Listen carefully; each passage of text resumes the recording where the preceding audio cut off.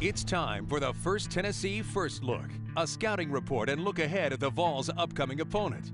Brought to you by First Tennessee Bank, the official bank of the Vols. Coming in, the Vanderbilt Commodores. Vandy having a terrific season under first-year coach James Franklin. Jordan Rogers has energized him since he's coming at quarterback for Vanderbilt. They won a big game against Kentucky. The Commodores trying to get bowl eligible. It's always a big game when Tennessee plays Vandy, but now both of these teams have that bowl eligibility hanging right in front of them. Yeah, well, and Vanderbilt's been close. They've played some teams pretty tight this year, and it kind of came away. They had Arkansas on the ropes. They gave Florida a really tough game, and I know that this is a team that's probably hungry for a signature win. And I don't think things are exactly where Tennessee fans want them to be right now, but this would be a huge win for Vanderbilt, and they're going to come in here. I think.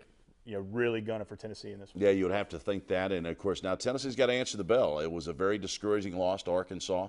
Just can't stay on the mat very long. There's a lot of things to play for. And you would think the seniors would reflect back on last year's run in November to say, listen, guys, we got to do it this year, too. Got to get these next two wins. Yeah, those are the guys I think you count on in situations like this. You're counting on guys like Austin Johnson. You count on guys like Torrin Poole, guys who have been around and been through a lot, quite frankly, in their career. But these are guys who know how to handle it. They went through it last year, and we'll see if Tyler Bray comes back. That's a huge boost for this team. I think both, obviously on the field, but I think just from a morale standpoint too. So I think there's some things out there, but you're right. It starts with the leadership on the team, and it starts with those older guys who've been through it before.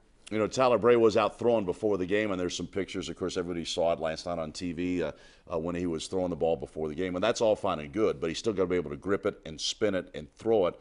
And it's really up to the doctors when he can play, not Coach Dooley. Yeah, absolutely. The coaching staff's never going to put a player in a position where he's going to go out there and not be ready to go. So you got to see if the bone's healed and those kind of things. And that's a hard thing when you see him throwing the ball around. But it's a matter of protecting Tyler Bray because it's the right thing to do. And he's a guy that's got hopefully a couple more years here as well. And if you'd ask Tyler Bray, he's ready to go right now. I think Tyler's ready to go about 3 weeks ago. Yeah, I mean, those guys want to compete. They want to get out there.